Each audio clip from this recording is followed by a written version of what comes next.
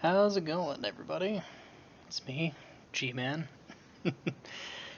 I have returned and have a lot of free time on my hands, and I've been wondering what to do with it, so I figured I'd come back, rise from the ashes, as you will. And I think we're going to be playing this game. And hopefully I can manage the willpower to finish recording an entire campaign, and then ideally a second campaign, but you know. We'll see what happens when we get there. So, this is Ultimate General Civil War. Not a overly popular game, but I certainly enjoy it. It's a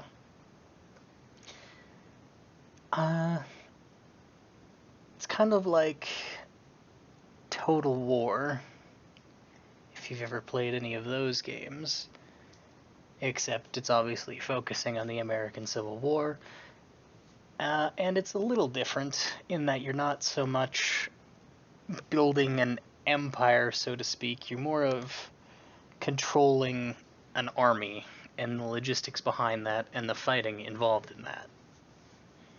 So, today, I'm going to be starting a new campaign.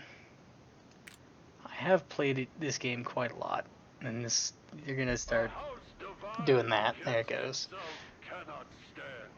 We'll back out of that for a minute, and I'll explain what I'm doing before we get into that. So, we're gonna be starting a campaign today, and I think I'll be playing as the Confederates this time, because I'm a little rusty. So we'll do like a Confederate medium gameplay. We'll fight for slavery this time. It's pretty horrible. You'll see exactly how the game plays shortly. So we'll probably play up to, well, I don't know how I'm going to divide this. Maybe we'll do like short parts, and then I'll divide them into like reasonably sized segments, and then go from there. I'm not sure. Maybe I should set a timer and time segments so I can cut the clips in half. Oh, we'll see. We'll see how this first bit goes. So today we start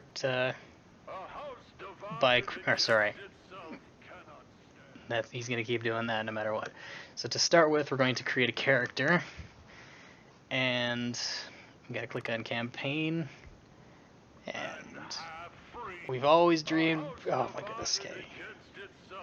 You've always dreamed of becoming a military officer like your father. You feel it is your destiny to serve your nation, earning glory with honor on the battlefield.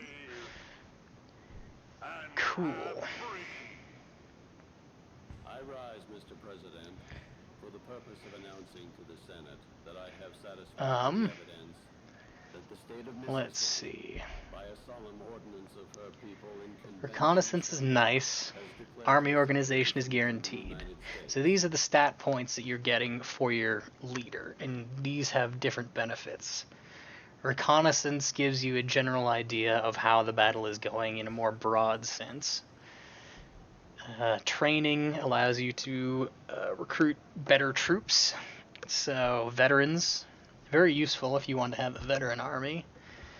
And logistics is good for ammunition, because troops like to run out of ammo a lot in this game.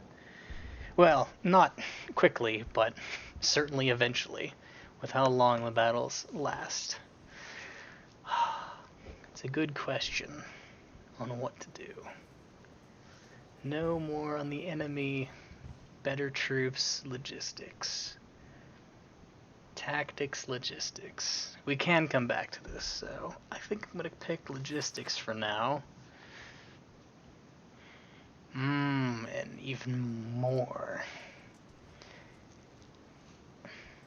Logistics and medicine. Medicine's a very good one, because that's just straight up return on your troops once they take casualties. And more logistics is always nice. Reconnaissance is still nice. So every 2 points in reconnaissance, you get a new buff, and I'll show you. Probably. Gosh. We'll see how important I find reconnaissance.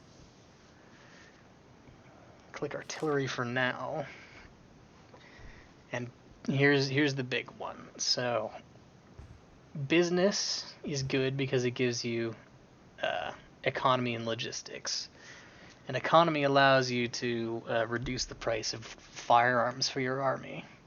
And logistics we've gone over. Training, again, army veteran recruits are cheaper to recruit. And army organization is also good.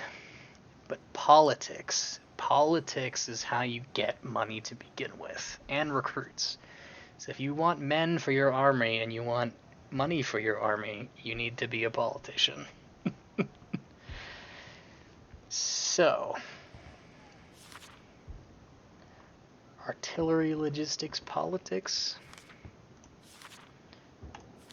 Maybe we'll just go with tactician, cavalry, politics. Because I want to have some reconnaissance off the bat. And you have, for every 2 points in reconnaissance, you get the increase, which I mentioned earlier. And that gives us 4, as well as 1 logistics. Oh, but medicine is so nice. Maybe we'll do this for now. And then we'll have our reconnaissance points, and then we won't have to put any more into reconnaissance. And then we can just focus medicine, I suppose. Because we're going to be taking big casualties the entire time, but they're not going to mean as much early game. 2,000 men with 90% casualties is not going to be the same as 25,000 men and 90% casualties. So, we'll see for now. We'll go with this for now, yes. And we call ourselves Confederates. Because why not? And because I don't want to... Because I don't remember perfectly how to play this game, we're going to start this one in the medium difficulty. And then maybe if I have the willpower to do so, I will do it again on the probably this difficulty in legendary mode. So only 5. Well, maybe we'll try this. Maybe we'll do that. I don't know. I don't know. A name for a leader. Let's just be G-Man, yeah. I can't think of anything clever. Yeah, we'll just leave it at that. And we don't need the advisor. I got it. I remember how to play this game, probably. A little bit, at least. So from the beginning, we're going to start off with the tutorial mission, which can still be pretty hard. So, General, your first assignment is to secure a small coastal fort at this bank of the Potomac River.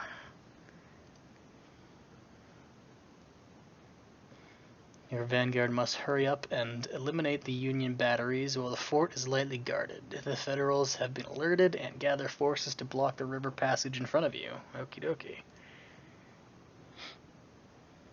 Additionally, enemy regiments have been spotted marching along this road. Advance fast and gain ground before the fort is heavily reinforced, or else your task will become much harder. The rest of your troops will join you in about half an hour. Alright, so we'll pause right away and think about how we're going to do this. So, we got a bridge over here, we got some impassable water here, we got passable water here. probably do infantry.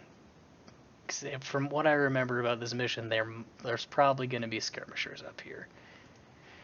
So, and I'm pretty sure there are skirmishers, going to be skirmishers crossing, or protecting this, so. What do we got? We got Crocker with Palmetto 1842s, good melee cavalry, cheap melee cavalry. And Kemper and Siegfried with 1842 Springfields, veteran C1, different ranks. And Hexhammer with Springfield 1855s, gotcha. Very odd for a skirmisher regiment to be carrying 1855s, but I suppose it is 61, whatever. And then we have me back here. So to begin with, I figure we'll probably detach some skirmishers from these two lines. The skirmishers are your basic, or you have line infantry units, which are these big blocks of men, and you have skirmishers. And skirmishers do as they say, they skirmish, so they run up to the enemy, they shoot at them, and then they fall back. But line infantry stand there and fight. Cavalry is good for reconnaissance and a melee charge and being skirmishers. If more expensive, they are more mobile, so that's nice. For now, I think we'll just run up skirmishers to this line, and we'll get Hexhammer over here and try to flank whatever might be up in this tree line. And we'll try and keep it so the regiments of infantry don't have to move that much, because the different terrains here have different types of movements. You see speed 100%, cover 50%, stealth 2.5%, damage 100%, and we go to the forest, speed 66%, cover 150%, stealth 100%, damage 85%. So you're doing less damage from the forest, but you're in better stealth and you have worse speed and better cover. That's why everything in the forest here is hidden from whatever might be up here. But as we move on here, let's see what we encounter. So the skirmishers are also much faster than the regiment, the block of infantry. Unless the block of infantry can move as fast, but they need to be running. Okay, nothing so far. Let's try and cross the water without getting shot. Looking good. Skirmishers also... Oh, see, we're spotted. So you see how the skirmishers have a line, an eye with a line through it. That means they're not spotted. The infantry block is spotted. So there is something that can see the infantry somewhere here around. We haven't spotted those guys yet. No, we need to keep going because we need to get to this fort up here. Maybe, oh, Crocker has been spotted too. So maybe something up here in this forest. Skirmishers will generally try to avoid being seen, but they can be very dumb sometimes, so you do have to micromanage them a lot. We're still spotted. Oh, shit. That sound is an infantry charge, so we're being charged by someone. Birds just came up over there, which means there's certainly something over there. There we go. Union infantry spotted. Let's get Crocker out here and we'll try and charge down these skirmishers after they fire off a volley.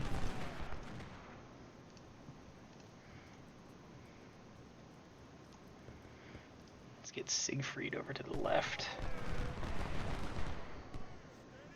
Oh, these guys are super low on morale because they've stopped firing in volleys, so we're gonna smash into them with the cavalry, and that starts pushing them back.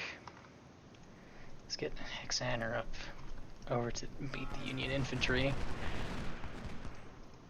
Kemper up here, and Kemper's skirmishers to flank around, so these infantry of these skirmishers have routed. which is good, which means they're going to be way less effective in melee. Okay, they've completely shattered, so now they've dropped their rifles and are running away. Now we come into the melee with, what is that? Keatlan? Keatlan? I don't know.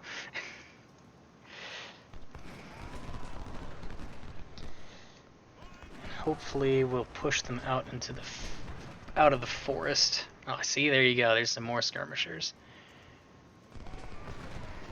Miles. Unfortunately, he's gonna get a shot on Crocker as, yeah.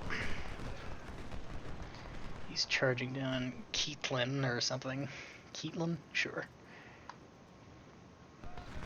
So right here we've got some favorable engagements going on. So we've got Union infantry over here in the water, and cover is 1% in the water, so it's even worse than standing out in the middle of a field.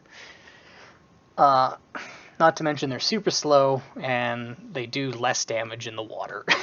So this is a great engagement. Not to mention that they're fighting skirmishers with really, well, better rifles. Not really good, but better rifles. In cover, in heavy cover, even though they're doing less damage, but it's still a very good engagement for us to be fighting. And I think I'll just let them keep fighting it. Oh, and there we go. Determined to defend the fort. We've got reinforcements and supplies. Use them wisely, General. Sounds good to me. Oh, goodness. Alright, so we've got charges going on. So this is the sound of charging and fighting is this melee engagement. And we got this gunfight, which I'm happy to take for now, at least until Crocker's all done with Keatlan or whatever his name is over here.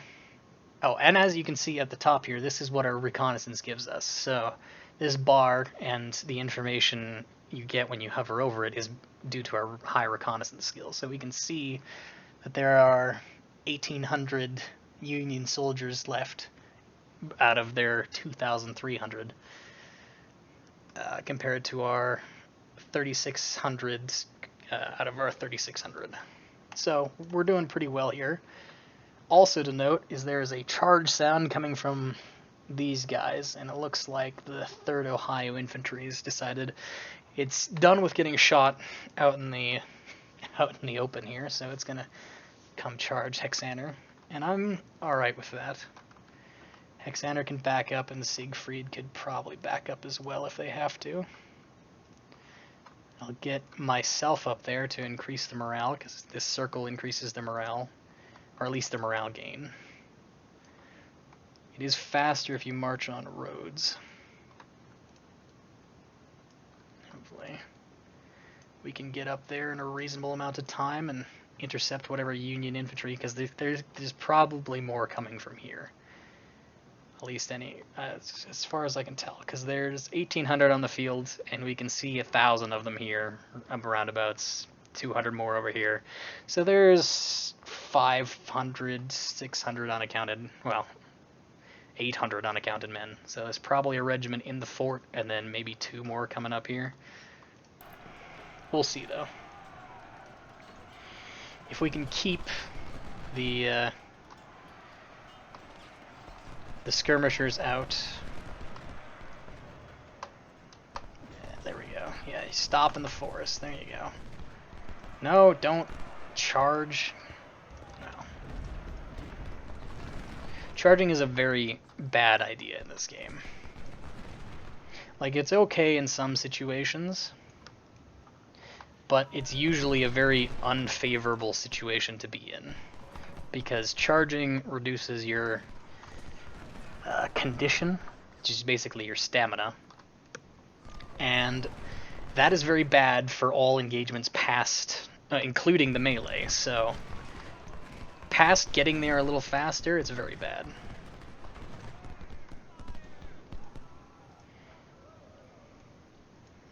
Let's get into this house and have a look at what sort of entrenchments are going on up here. Come on. Okay, cool. shooting into your own cavalry does do damage to them, but it does a lot more damage to the enemy. See, might take a casualty, but they take like 3, 4, something like that. We can kill all... Oh, look at that! So these guys have surrendered, which means now we can take them to the edge of the battlefield, have them walk off, and when the mission is done, we get 100 extra recruits for our army once this is done. Aha, here we go. So we've got the 1st Ohio in the fort. Crocker's not going to be very useful for taking the fort. He might be good for running down the guns once we've pushed up there. Tell you what he would be good, though, for is sitting at this church here. So see, there's an eyeball on this church. That means it's got a good vantage point. So it lets us see more of the battlefield. Or it's substantially more of the battlefield than would otherwise be possible from a unit. Did you hear that? I hear marching infantry coming from this area. Could be these guys.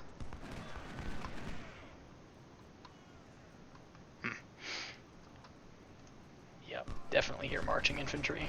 Or, oh, it could be these guys. Could be our reinforcements. I forgot we have reinforcements. So ideally we'll probably come in and flank these guys with Bernie here. We'll probably fold Kemper and Siegfried's skirmishers back into them. You don't need to be taking artillery fire, so let's have you fall back to these trees.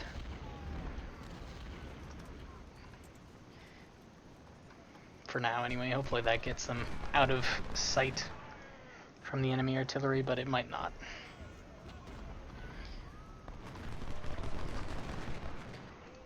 So we got 3 hours to take the coastal fort, so this is our timer, by the way. Sometimes we have more than the mission timer allows, but well, we'll see. I can't remember if this mission allows it.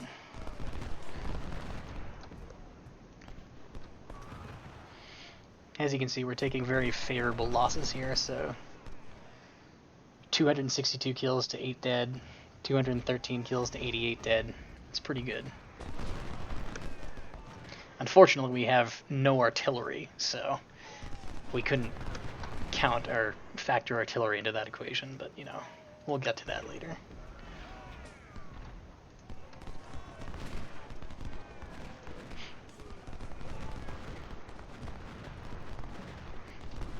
Very nice. So that the flashing and the white means their morale is starting to break. They didn't quite fully rout, but now they're trapped in this death cycle of they're too proud to rout, but they're... Oh, there they go. Now they're starting to disengage. If they weren't actually being shot at, they would fully retreat, but because they're in a fight, they'll kind of waver back and forth until they decide otherwise. You'll see later on, I imagine, with my own units, how that'll be very annoying. They routed before the 2nd Ohio here, probably because of this flanking fire coming in from Bernie. Alright, now we've got troops lining up, ready to go on the assault on the fort here. Kemper's still getting shot, unfortunately. I'm pretty sure there are 6-pounder guns in this fort, though, so they're pretty ineffective. This is good. If we can kill off the 2nd Ohio and the 3rd Ohio, and then take the fort, then it'll be great, because they're not going to help. We'll have a massive infantry advantage, and we'll just push up. Yeah, don't let them to rout too far. Oh, there they go. They've shattered.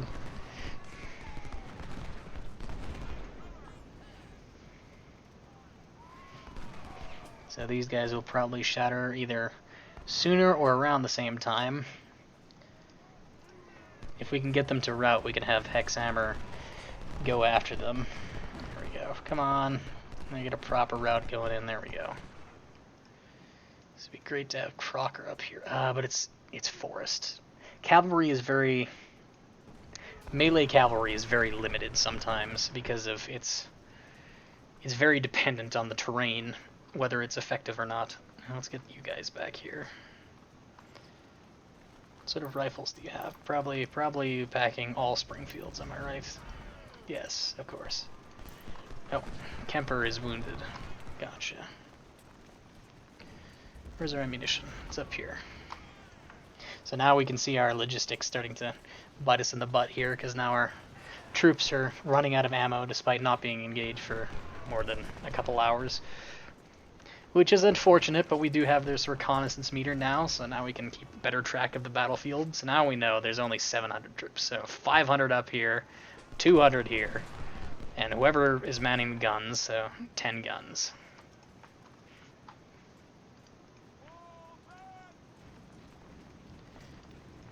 This is also what skirmishers are designed to do.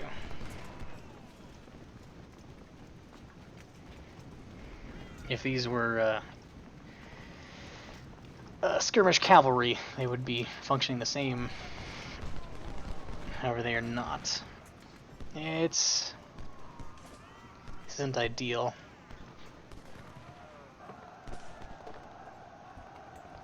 This is not an ideal melee engagement. I kind of want to leave. Okay, there we go. 3rd Ohio broke. So let's keep Hexhammer with them. You may be wondering to yourself, am I wasting time over here by not having them do anything? No, not really. I mean, I am kind of by letting them shoot Kemper, so probably pull them back. But we're trying to gain a little bit of stamina back. There we go. Perfect. Alright. You just stay there, Hexhammer. And Crocker can come up over here, and maybe we'll do an opportunistic charge when the opportunity presents itself. I'll get myself up here, and he can wait because his condition is very low. Let's have you go like that. Alright, 70%. I'll wait till 75%. No, don't shoot me. That's rude. I mean, it's what I would do, but don't do that.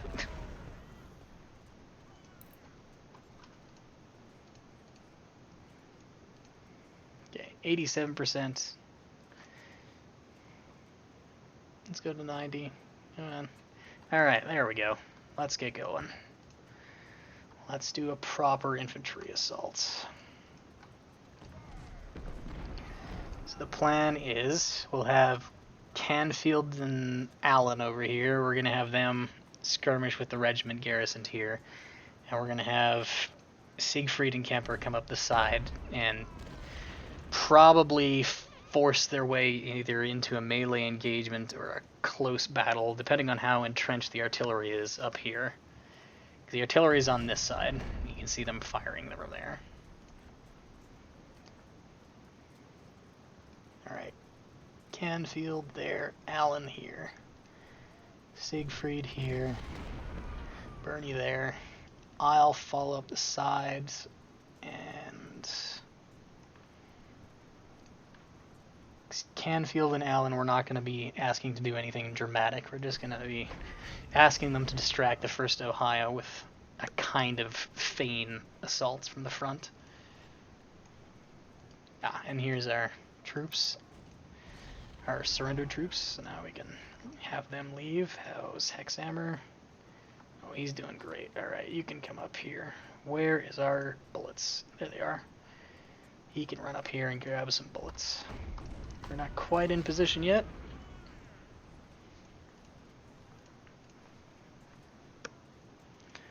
Alright, hour and 48 minutes left. Let's get it going.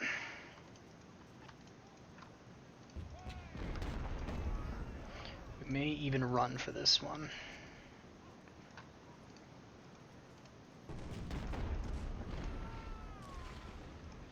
There we go. skirmish. You fire. Let's keep me up there so the troops don't shit themselves too hard.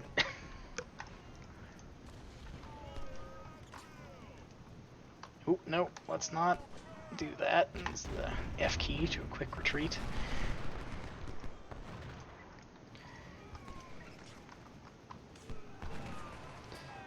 Looks like they're having morale problems already. Let's see if we can get out. Oh no, don't turn. Okay, well, shit. Let's get up into the batteries then. They're gonna cause that many problems. Yeah, that was a flanking close range shot into the side of an infantry regiment, so even 6-pounders will do some significant damage there. That's too bad, oh well. Yeah, our casualties went up like a whole percentage point. That's fine though. We've been taking pretty limited casualties so far. You're right there, Siegfried. Yeah, he's dead. Siegfried's dead. But at least his regiment still has 490 people in it.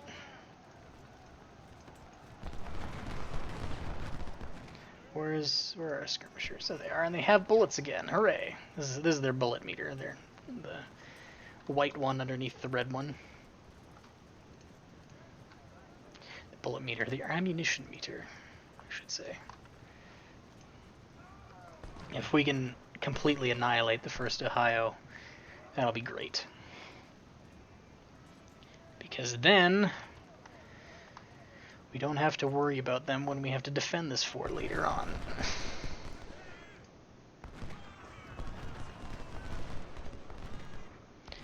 Maybe Crocker can get a good melee engagement in. Oh shoot. We captured the fort too quickly. Oh, the 1st Ohio lives.